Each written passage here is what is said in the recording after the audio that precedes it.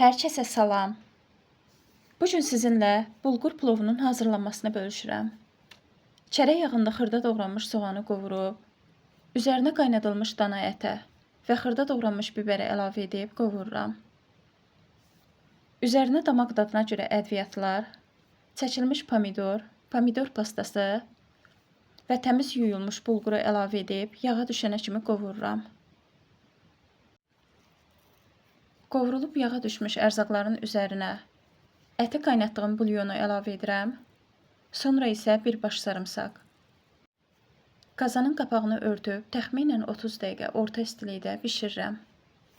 Hazır olmazdan 5 dəqiqə öncə isə qapağı götürüb göstərdiyim kimi yüngülvari qarışdırıb, yenidən qapağını bağlayıb 5 dəqiqə bişirirəm və hazır olur. Çox ləzzətlidir.